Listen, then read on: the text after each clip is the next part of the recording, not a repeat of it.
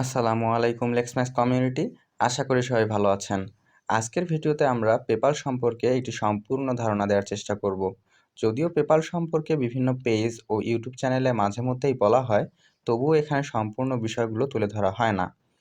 আজকে আমরা পেপাল নিয়ে যে বিষয়গুলো জানব, এর মধ্যে উল্লেখযোগ্য হচ্ছে একটি ফুল ভেরিফাইড পেপাল অ্যাকাউন্ট কাকে বলে, পার্সোনাল ও বিজনেস পেপাল অ্যাকাউন্টের মধ্যে পার্থক্য কী, পেপাল অ্যাকাউন্ট বাংলাদেশ থেকে কিভাবে ব্যবহার করতে হয়, পেপাল অ্যাকাউন্ট ব্যবহারে কি কি সমস্যা হয়, কেন লিমিটেশন আসে এবং সেটার সমাধান কী, পেপাল অ্যাকাউন্ট দিয়ে পেমেন্ট কিভাবে রিসিভ করতে হয় এবং বাংলাদেশি টাকায় কিভাবে পেপাল ডলার কনভার্ট করতে হয়, পেপাল অ্যাকাউন্ট থেকে কিভাবে ডলার কার্ডে ট্রান্সফার করতে হয়, পেপাল অ্যাকাউন্ট বা কার্ড দিয়ে কিভাবে ফেসবুক বা নেমচিপ সহ বিভিন্ন ওয়েবসাইটে পেমেন্ট করতে হয়।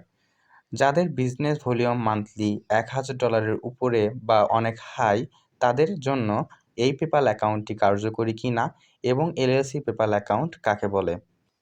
বিষয়টি নিয়ে সম্পূর্ণ আলোচনার জন্য একটু সময়ের প্রয়োজন হবে, তাই আপনারা ভিডিওটা না টেনে সম্পূর্ণ দেখবেন। আশা করি পেপাল সম্পর্কে সমস্ত বিষয়ে একটি সম্পূর্ণ ধারণা পাবেন। তো চলেন শুরু করা যাক। বিষয়গুলো প্র্যাকটিক্যালি দেখার জন্য আমরা প্রথমত একটি পেপাল অ্যাকাউন্ট লগ ইন করব। পেপাল অ্যাকাউন্ট লগ ইনের জন্য আমরা ব্রাউজার থেকে paypal.com/mep/dashboard এই লিঙ্কটিতে প্রবেশ করব। লিঙ্কে প্রবেশ করার পর পেপাল মেইল এবং পাসওয়ার্ড ব্যবহার করে আমরা অ্যাকাউন্টটি লগ ইন করব।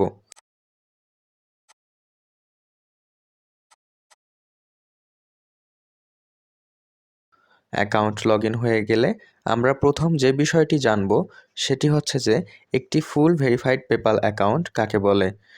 যে পেপাল অ্যাকাউন্টে একটি ব্যাংক এবং কার্ড লিঙ্ক করা থাকে এবং পেপাল অ্যাকাউন্ট হোল্ডার নেম এবং ব্যাংক ও কার্ড অ্যাকাউন্ট হোল্ডার নেম একই থাকে ও ব্যাংক অ্যাকাউন্টটি পেপালের সঙ্গে কনফার্ম করা থাকে, তাকেই ফুল ভেরিফাইড পেপাল অ্যাকাউন্ট বলে।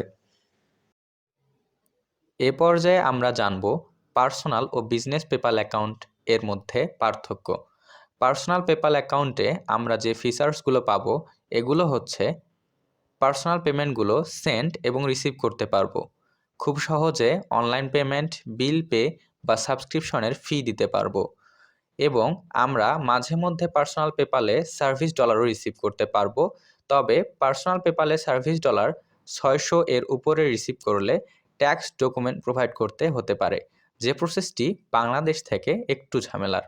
বিজনেস পেপাল অ্যাকাউন্টে যে ফিচার্সগুলো রয়েছে, বিজনেস অ্যাকাউন্ট ইন্ডিভিজুয়াল এবং কোম্পানি দুভাবেই অপারেট করা যায়। বিজনেস অ্যাকাউন্ট দিয়ে ক্লায়েন্টের কাছে সরাসরি ইনভয়েস পাঠিয়ে পেমেন্ট রিসিভ করা যায়। বিজনেস অ্যাকাউন্টের মাধ্যমে ডেবিট বা ক্রেডিট কার্ড পেমেন্ট রিসিভ করা যায়। একটি কোম্পানি বিজনেস অ্যাকাউন্ট একই সাথে 200 জন পর্যন্ত এমপ্লয়ি অ্যাক্সেস করতে পারে। বিজনেস পেপাল অ্যাকাউন্টে শুধু সার্ভিস পেমেন্ট রিসিভ করা যাবে, তবে পার্সোনাল অ্যাকাউন্টের মতোই পার্সোনাল ও সার্ভিস পেমেন্ট সেন্ড করা যাবে। বিজনেস পেপাল অ্যাকাউন্ট ওয়েবসাইটে ইন্টিগ্রেশন এবং এক্সপ্রেস চেকআউট ফিচার্স থাকে, যেটি ওয়েবসাইটের মাধ্যমে পেমেন্ট রিসিভ করার জন্য খুবই গুরুত্বপূর্ণ। আমাদের আরেকটি বিষয় সম্পর্কে জানতে হবে, এটি হচ্ছে কোন অ্যাকাউন্ট বা কোন ট্রানজ্যাকশনগুলোর ফি কেমন। পেপাল অ্যাকাউন্টে এফএনএফ অর্থাৎ friends and family country to country ট্রানজ্যাকশনে কোনো ফি নেই, অর্থাৎ ইউএস থেকে ইউএস, ইউকে থেকে ইউকে বা যে দেশগুলোতে পেপাল অ্যাভেলেবল আছে ওই দেশগুলোর অভ্যন্তরীণ পার্সোনাল লেনদেনে কোনো ফি নেই। বাকি সব ধরনের ট্রানজ্যাকশনে পেপাল ফি চার্জ করে থাকে। যেমন এক দেশ থেকে অন্য দেশে এফএনএফ অর্থাৎ ফ্রেন্ডস অ্যান্ড ফ্যামিলি ট্রানজ্যাকশনে পেমেন্ট সেন্ডারের কাছ থেকে 2.5% থেকে ম্যাক্সিমাম 5% ফি চার্জ করে এবং যারা সার্ভিস পেমেন্ট রিসিভ করে তাদের কাছে পেমেন্ট রিসিভের ধরন অনুযায়ী 2.5% থেকে ম্যাক্সিমাম 5% ফি চার্জ করে। পেপাল অ্যাকাউন্ট থেকে কার্ডে ডলার ট্রান্সফার করার জন্য আমরা পেপাল ব্যালেন্স থেকে ট্রান্সফার মানি অপশনটিতে ক্লিক করব। এরপর ট্রান্সফার টু ইয়োর ব্যাংক এই অপশনটিতে ক্লিক করব। এরপর যে কোনো অ্যামাউন্ট বসিয়ে আমরা ট্রান্সফার টাইপ সিলেক্ট করব। ডলারটি দ্রুত কার্ডে প্রয়োজন হলে আমরা ইন মিনিটস অপশনটিতে ক্লিক করব। এক্ষেত্রে 1.75% একটি ফি চার্জ করবে। তবে আমাদের কার্ডে ডলারটি দ্রুত প্রয়োজন না হলে আমরা ইন 1 to 3 days অপশনটি সিলেক্ট করতে পারি। ট্রান্সফার টাইপ সিলেক্ট করার পর আমরা ট্রান্সফার নাওয়ে ক্লিক করব। এরপর কোনো ইরর না আসলে আমাদের ডলারটি আমরা আমাদের ব্যাংকে দেখতে পারবো। আমাদের ব্যাংক স্টেটমেন্টে আমরা ডলারের ট্রানজ্যাকশনটি দেখার জন্য আমরা আমাদের গো টু ব্যাংকটি এখন লগ ইন করব। গো টু ব্যাংক লগ ইনের জন্য আমাদের একটি ফ্রেশ আইপি ব্যবহার করতে হবে। কোনো হাই রিস্ক এবং ভিপিএন প্রক্সি বা আইপি ব্যবহার করা যাবে না। আইপি কানেক্ট করার পর আমরা go to bank log in লিখে সার্চ করব। এরপর গো টু ব্যাংকের যে অফিসিয়াল সাইটটি আছে সেখানে আমরা ক্লিক করব। এরপর লগ ইন পেজে আসলে আমরা গো টু ব্যাংকের ইমেইল এবং গো টু ব্যাংকের পাসওয়ার্ড দিয়ে লগ ইনে ক্লিক করব। একটি নতুন আইপি থেকে গো টু ব্যাংকটি লগ ইন করার কারণে আমাদের ওটিপি বা আইডেন্টিটি ভেরিফাই করতে বলতে পারে। সেক্ষেত্রে আমরা সেন্ড কোড টু মেইল এই অপশনটিতে ক্লিক করব। এরপর আমরা আমাদের মেইলটি লগ ইন করে নিব। মেইল লগ ইনের জন্য আমরা ইমেল আইডি এবং ইমেলের পাসওয়ার্ড দিয়ে আমাদের মেইলটি লগ ইন করে নিব।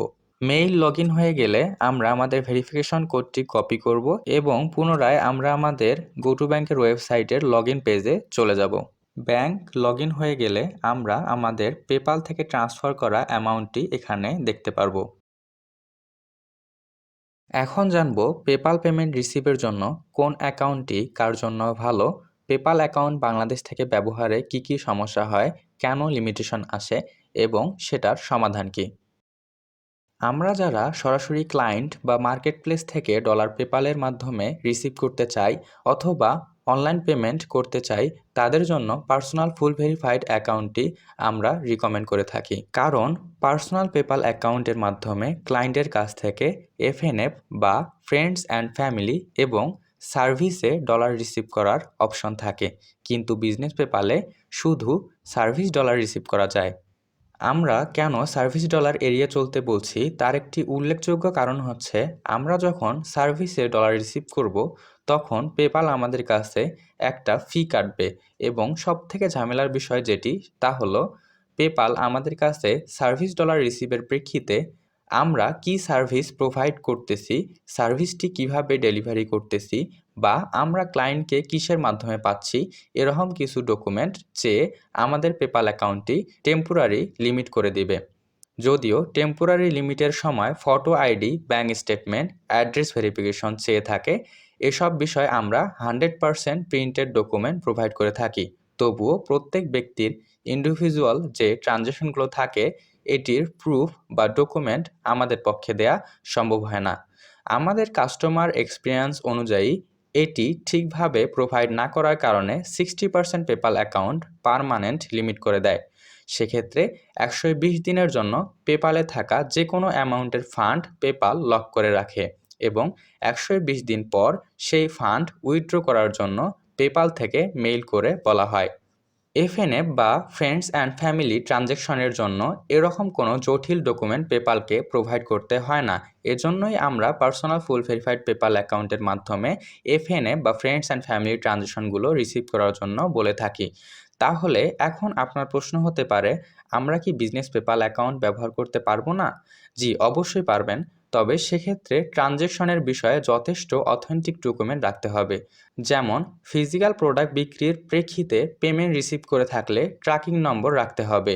ডিজিটাল প্রোডাক্ট বিক্রি করে থাকলে ইনভয়েস কপি এবং মেইলে বা যে মাধ্যমে ডেলিভারি করা হয়েছে সেটির একটি অথেন্টিক প্রুফ রাখতে হবে এবং চেষ্টা করতে হবে ইনভয়েস পাঠিয়ে পেমেন্ট রিসিভ করার। তাহলে আমরা বিজনেস পেপাল অ্যাকাউন্ট ব্যবহার করতে পারবো এবং কোনো সমস্যা হলে খুব সহজে সেটার সমাধান করতে পারবো। এখন আমরা আরও কিছু কারণ জানব যেগুলোর জন্য পেপাল অ্যাকাউন্ট লিমিট হয়ে থাকে, যেমন আনঅথরাইজড ট্রানজ্যাকশন অ্যাক্টিভিটি। এ বিষয়টি সহজে বলতে গেলে আমরা যখন বাংলাদেশ থেকে পেপাল অ্যাকাউন্ট ব্যবহার করব তখন ট্রানজ্যাকশনগুলো একটি সিকোয়েন্স মেনটেন করে রিসিভ করব। যেমন রিসিভ অ্যামাউন্টগুলো হতে পারে 40, 50, 60, 55, 65 এভাবে। কিন্তু হঠাৎ করে এর মাঝে একটি $200 বা $300 পেমেন্ট রিসিভ করার কারণে আনঅথরাইজড ট্রানজ্যাকশন অ্যাক্টিভিটি তৈরি হতে পারে। ট্রানজ্যাকশনে ডিসপিউট বা রিপোর্ট আসা, প্রত্যেকবার লগ ইনে নতুন নতুন ডিভাইস বা হাই রিস্ক আইপি ব্যবহার করা, এটি পেপাল অ্যাকাউন্টে নম্বর ভেরিফিকেশন চাওয়া বা লিমিটের একটি গুরুত্বপূর্ণ কারণ। এক্ষেত্রে আমরা পেপাল অ্যাপ অ্যাকাউন্টটি লগ ইন করে fingerprint log in system on করে রাখতে পারি। এখন আমরা সরাসরি পেপাল এবং কার্ড ব্যবহার করে ফেসবুক এবং নেমচিপ এই দুইটি পপুলার ওয়েবসাইটে পেমেন্ট করে দেখাবো। প্রথমত নেমচিপে লগ ইন করার পর ড্যাশবোর্ড থেকে আমরা টপ আপ অপশনটিতে ক্লিক করব। এরপর আমরা কার্ড এবং পেপাল দুটি অপশন দেখতে পারবো। আমরা চাইলে কার্ড এবং পেপাল যে কোনো একটি দিয়ে পেমেন্ট করতে পারি। আমরা এখানে পেপাল দিয়ে পেমেন্টটি করব। তাই পেপাল অপশনটি সিলেক্ট করার পর নেক্সট বাটনটিতে ক্লিক করব। এরপর যে কোনো একটি অ্যামাউন্ট বসিয়ে দিয়ে চেক আউট উইথ পেপাল বাটনটিতে ক্লিক করব। এরপর নেমচিপ থেকে রিডাইরেক্ট করে আমাদেরকে পেপাল ওয়েবসাইটে পেমেন্টটি রিভিউ করার অপশন দিবে। আমরা পেপাল ব্যালেন্স সিলেক্ট করে পেমেন্টটি কন্টিনিউ করব। এখন আমরা নেমচিপ ওয়েবসাইটে দেখতে পাচ্ছি অ্যাকশন কমপ্লিটেড এবং $5 অ্যামাউন্টটি আমাদের অ্যাকাউন্টে টপ আপ সাকসেসফুলি হয়েছে। এখন আমরা পেপাল অ্যাক্টিভিটি থেকে চেক করতে পারি আমাদের নেমচিপ এবং ভিসা কার্ড ট্রান্সফার ট্রানজ্যাকশন ডিটেলসটি। এরপর আমরা চলে আসব ফেসবুক ওয়েবসাইটে। এখানে আমাদের একটি বিজনেস ম্যানেজারে 69 সেন্ট একটি ডিউ পেমেন্ট আছে, যেটি আমরা ভিসা কার্ড 3600 এটি দিয়ে পে করব। এবং মনে রাখার বিষয় এই যে 3600 কার্ডটি আমাদের পেপালের সঙ্গে লিঙ্ক আপ করা আছে। এখন পে নাও অপশন থেকে আমরা পেমেন্টটি কনফার্ম করব এবং আমাদের পেমেন্টটি সাকসেসফুলি হলে আমরা পুনরায় গো টু ব্যাংকে আসব এবং সেটি চেক করব। আমরা দেখতে পাচ্ছি আমাদের গো টু ব্যাংক ট্রানজ্যাকশন অ্যাক্টিভিটিতে 79 সেন্টের একটি পেন্ডিং ট্রানজ্যাকশন ফেসবুক থেকে ক্রিয়েট করা হয়েছে। আপনার কাজের ধরন এবং প্রয়োজন অনুযায়ী কোন পেপাল অ্যাকাউন্টটি ভালো হবে সেগুলো বিস্তারিত জানতে আমাদের এক্সপার্টদের সাথে গুগল মিটের মাধ্যমে কথা বলতে পারবেন। যেমন যাদের বিজনেস ভলিউম অনেক হাই তাদের জন্য আমরা সাজেস্ট করি এলএলসি রেজিস্ট্রেশন সহ লাইফ টাইম গ্যারান্টি পেপাল, এবং যারা আমাদের মাধ্যমে এলএলসি রেজিস্ট্রেশন করেন তাদের পেপাল সহ ইউএসএ আরও অনেক পেমেন্ট গেটওয়ে ইনাবল করতেও আমরা হেল্প করে থাকি। এর মধ্যে উল্লেখযোগ্য হচ্ছে স্ট্রাইপ, শপিফাই, অ্যামাজন পে সহ আরও বহুল ব্যবহৃত পেমেন্ট গেটওয়েগুলো। এলএলসি রেজিস্ট্রেশন বা ইউএসএতে বিজনেস রেজিস্ট্রেশন এই সম্পূর্ণ প্রসেসটি একটি লিগ্যাল এবং অথেন্টিক ওয়ে হওয়ায় এটির মাধ্যমে আপনি একটি স্ট্রং সলিউশন পাবেন। তবে এটি একটি কস্টলি প্রসেস, তাই যারা ফ্রিল্যান্সিং বা বিজনেস শুরু করছেন বা যাদের মাসিক লেনদেনের ভলিউম $1000 নিচে তাদের জন্য আমরা সাজেস্ট করি ফুল ভেরিফাইড পার্সোনাল পেপাল অ্যাকাউন্টটি। এখন আমরা জানব পেপাল ডলার বাংলাদেশি টাকায় কিভাবে কনভার্ট করতে হয়। ইউএসএতে বিজনেস রেজিস্ট্রেশন করলে আমরা খুব সহজে ইউএসএ ওয়াইজ বা আমাদের নিজস্ব ইউএস ব্যাংকের মাধ্যমে ডলার বাংলাদেশি টাকায় কনভার্ট করতে পারবো। তবে যেহেতু ইউএসএ পার্সোনাল ফুল ভেরিফাইড পেপাল অ্যাকাউন্টটি একটি ইউএসএ ব্যক্তির ডিটেলস দিয়ে তৈরি করা হয় এবং এখানে কোনো তথ্যই আমাদের নিজস্ব না, সেক্ষেত্রে আমরা ডলার সরাসরি বাংলাদেশি টাকায় কনভার্ট করতে পারবো না।